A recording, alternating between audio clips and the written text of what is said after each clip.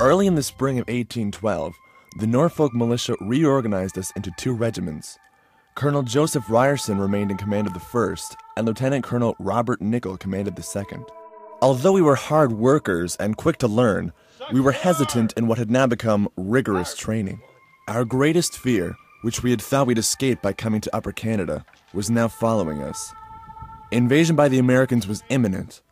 The training we had used for years as an excuse to get together was now becoming a very serious occasion. We had our concerns about picking up and leaving our homes. We feared the thievery of the natives of the Grand River, and our faith in Colonel Talbot was suspect at best.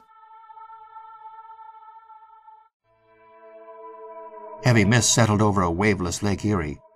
The residents of Dover were anything but calm. Through the white blanket they could hear the creaking of warships, the shouting of commands. They knew the ships were American. If they could rally their forces before the Americans landed, they might have a chance. That chance slipped away in the fog of night. In 1814, the Americans arrived on the Canadian shore with 8 warships and approximately 800 men with artillery. For whatever reason, the commander of the American troops, Colonel Campbell, decided he was going to totally destroy the village of Dover. And on the next day, he proceeded to do exactly that.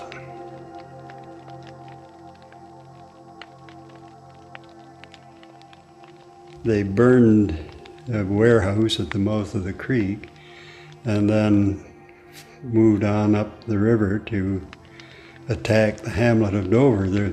A small contingent of dragoons fired at them as they landed, but realizing they were hopelessly outnumbered, they took off for the Waterford area, and Dover itself was completely unprotected. Campbell ordered his men to burn the mills. There was a sawmill, a grist mill, distillery, fulling mill, quite a busy little center, and then also ordered them to burn the houses of all the people living there.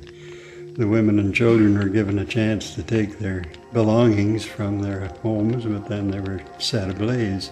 They slaughtered a lot of animals and scared the population to death, and then basically got back in the boats and sailed off. The only building that was spared in Dover belonged to Mrs. Dan McQueen, who saw the American troops coming in the distance and began readying loaves of bread and milk for them. Because of this act, her home was the only one remaining after the devastation of Colonel Campbell's raid. Desperate times called for desperate measures, and Mrs. Dan McQueen was not the only settler to use whatever wits they had to save their property. Upon seeing the Americans approach in ships, Thomas Bowlby did not want a repeat of the burning of Dover. He quickly donned a red tunic and appeared in different locations upon the lakeshore, convincing Colonel Campbell that there was a group of British regulars stationed there. He took his men and fled back across the lake in fear.